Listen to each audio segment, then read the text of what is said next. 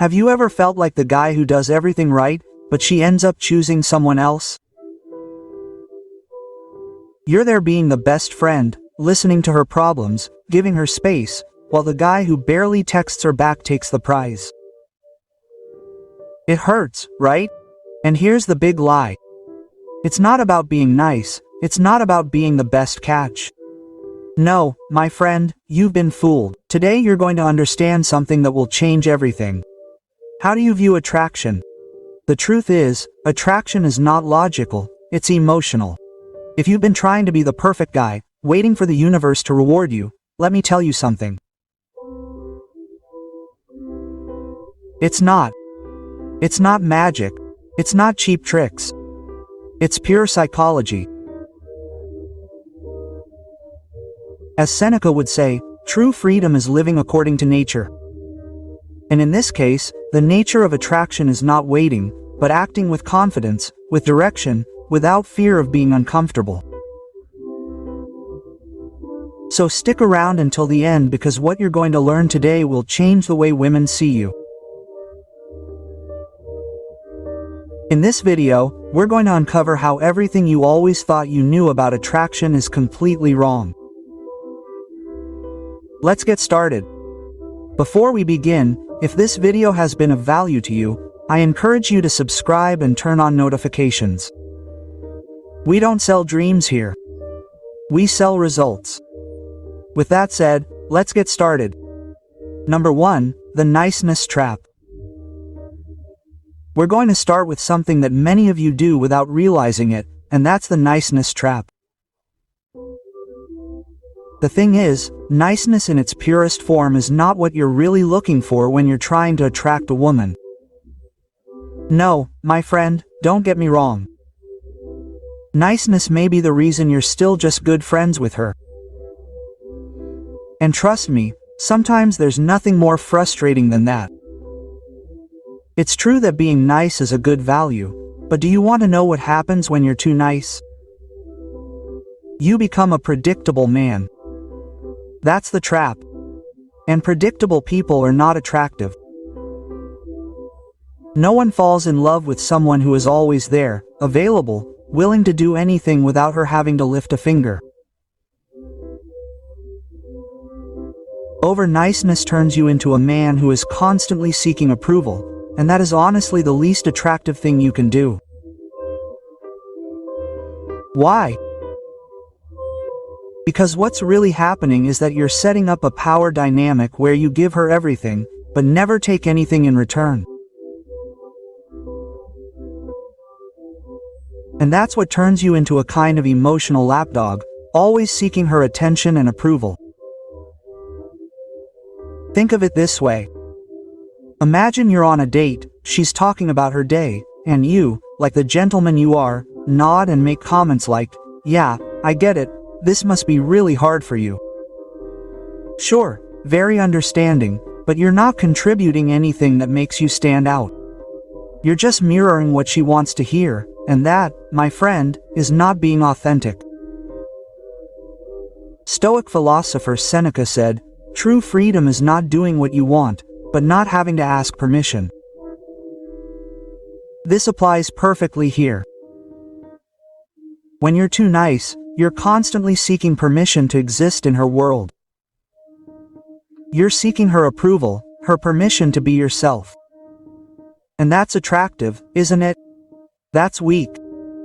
True strength lies in being yourself without asking permission. Imagine if instead of being a yes man, you decided to be authentic.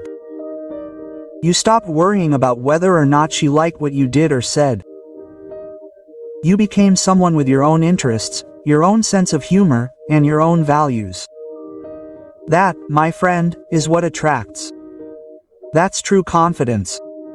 And how do you do it? Easy. Stop saying yes to everything. Ask questions. Challenge her ideas a little, but don't be a jerk. Be interesting, not just a reflection of what she expects.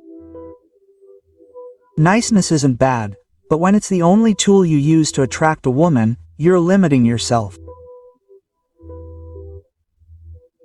True attraction comes from being interesting, having your own life, and knowing that you don't need anyone's approval, not even hers. Kindness can be a bonus, but it can't be your trump card.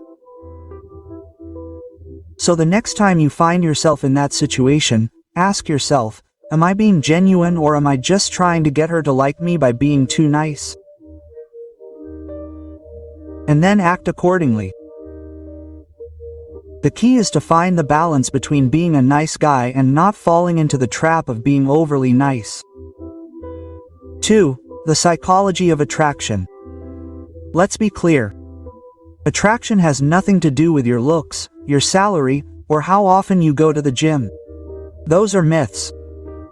The psychology of attraction has more to do with what you convey with your attitude, your energy, and most importantly, how you make the other person feel. First, forget about the idea that you need to be a perfect man to attract a woman. Make no mistake. Women are not looking for a cover girl. They are looking for a real connection, someone they feel comfortable with, who makes them laugh. The psychology of attraction is based on the subconscious. How does she perceive you when you walk in the door? In a room? If you have an energy that doesn't need explaining, but is felt, then that's attraction. It's not about one thing, it's how she feels about you as a whole. Psychologist Robert Cialdini in his book Influence says that likability is one of the most powerful factors in attraction. And no, we're not talking about being the clown at the party. We're talking about being someone genuine who makes her feel good. It's like when you walk into a store and the salesperson has a laid-back demeanor. That's what you want to project. The trick is to stop trying to be someone you're not.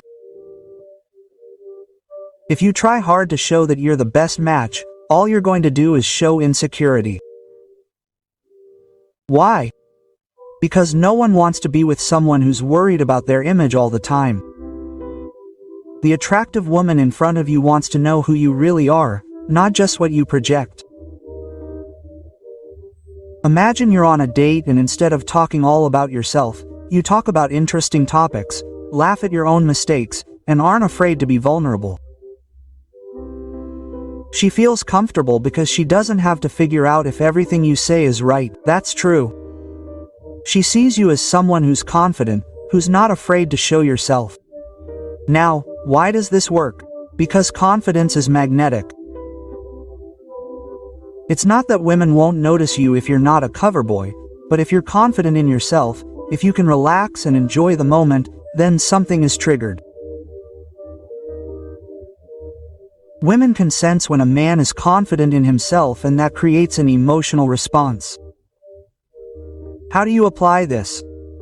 Stop looking for signs of approval.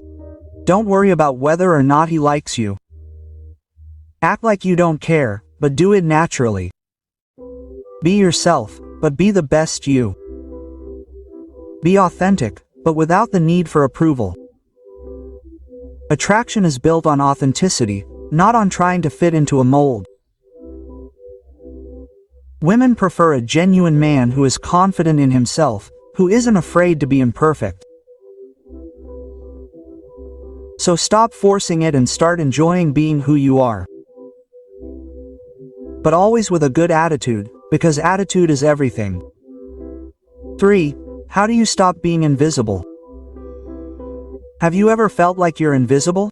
That no matter how much you try, you're invisible. You try so hard, no matter how hard you try to stand out, women just don't see you. What's going on? Is it your outfit? Is it your face? No, my friend, the problem isn't your appearance.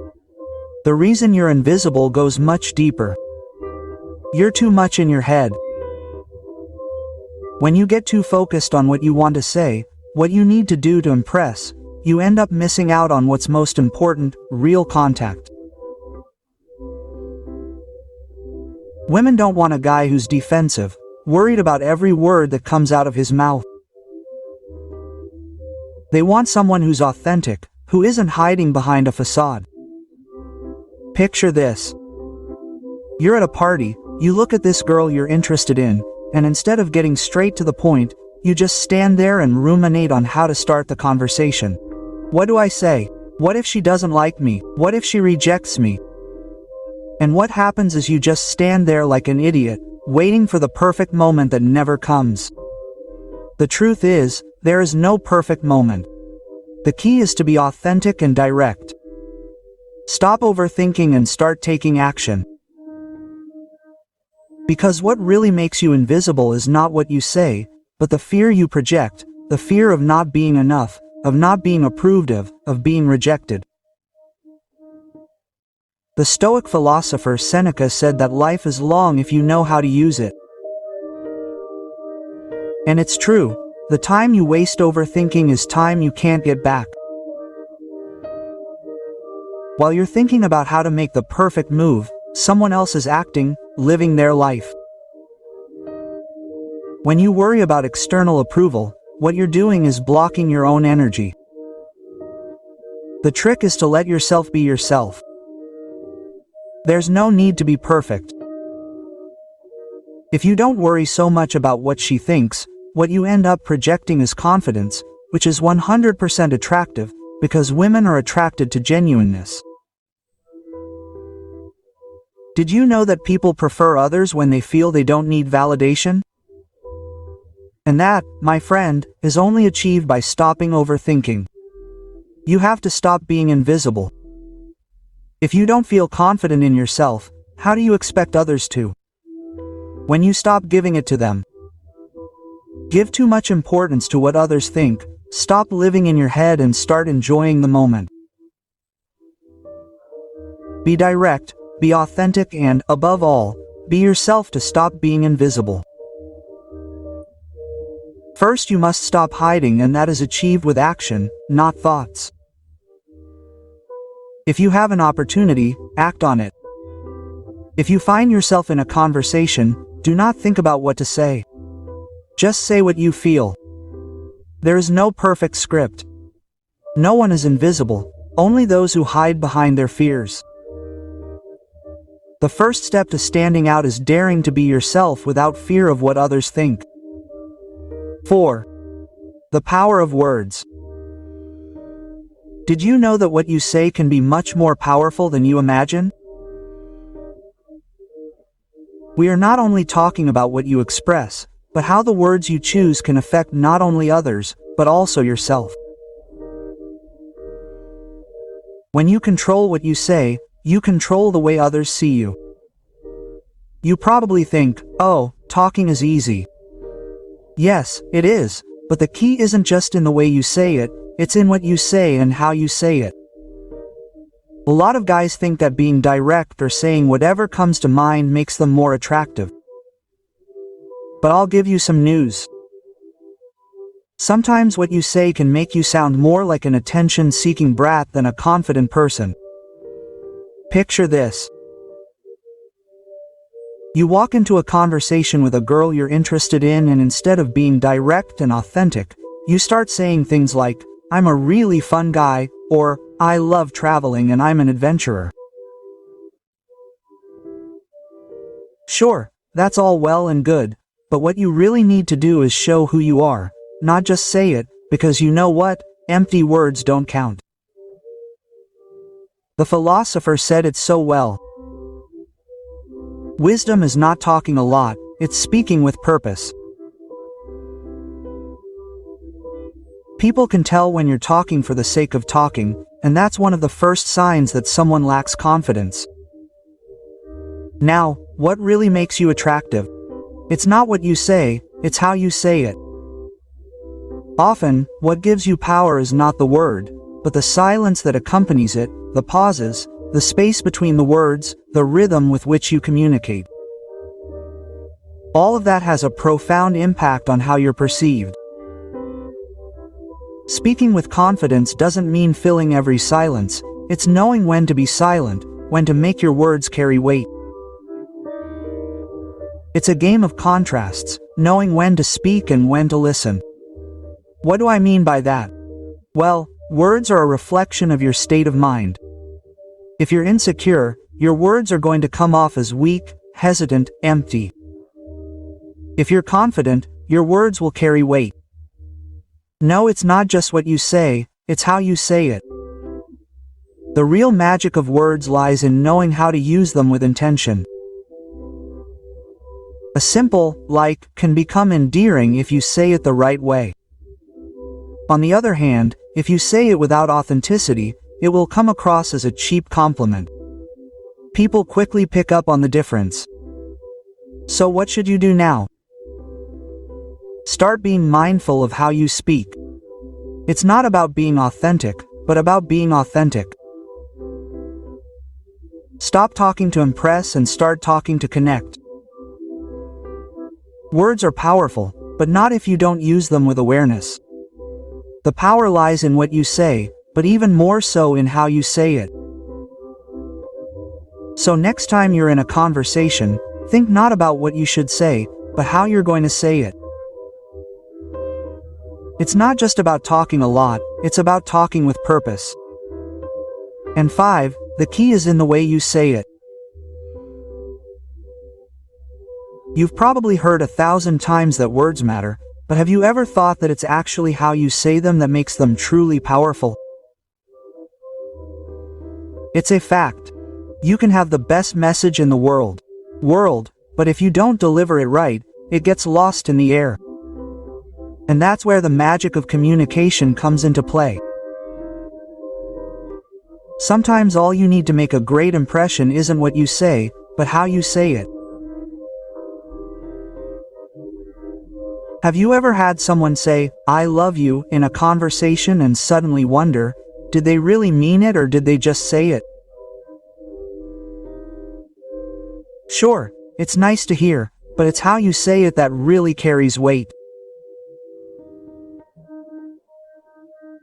A genuine, "I love you," has the power to move mountains, but when it's said as a repeated formula, it loses all its power. Intonation is another key factor that can work for or against you. You might say, "I'm attracted to you in so many ways." If you say it in a shaky voice and in a rush, what message do you think you're sending? Maybe something like, "I'm insecure and I don't want you to reject me." Quote. Instead, if you say it with confidence and a calm tone, without rushing, what you will convey is that you really care about what you are saying. It is as if the words take on a specific weight, a power that only comes when you are in control of how you say them. This is where the famous Stoic principle of Marcus Aurelius comes in: the quality of your life depends on the quality of your thoughts. And this does not only apply to your mind, but also to the way you choose to communicate. If your thoughts are insecure, your words will be too. If your mind is steady, your words will be heard with confidence. Imagine that you are in a conversation with a girl and instead of it being a bunch of empty words thrown into the air, you use strategic pauses. You do not have to speak like a philosopher, but you can give each word the weight it deserves. Sometimes a pause in the middle of a sentence, a fixed gaze, a small smile, speaks more than 1,000 rapid words. In this context, less is more. How many times have you heard someone talk non-stop, in a string of words? Endless stream of words. At the end of it all, you realize that he didn't say anything important, he just said a lot of things. It's a mistake that most people make, but when you take your time, when you give weight to each word, it makes you more attractive, more interesting. So what should you do now? Practice slowness and intention when you speak. It's not about talking fast to fill empty spaces. It's about giving meaning to everything you say. Make your words count and above all, control the energy that you transmit through them. How you say them can be more important than what you say. So the next time you speak, make sure your message feels genuine, serious, and full of purpose. Because words are powerful, but only if you know how to use them. Conclusion. In the end, the key to becoming irresistible is not in changing who you are or seeking constant approval, but in being genuine, in believing in yourself and in speaking your mind authentically. Remember, what you say matters, but how you say it is what really leaves an impression. If you found this video meaningful, leave me a comment below. I want to know what you think and what else you would like to learn. And if you haven't subscribed yet, what are you waiting for? Hit the button, turn on notifications, and don't miss any more tips that can truly change your life. If you want to delve deeper into how to improve your presence, don't miss the other videos on the channel. I assure you that there is much more to discover. Remember, you are already enough. Let's go for more.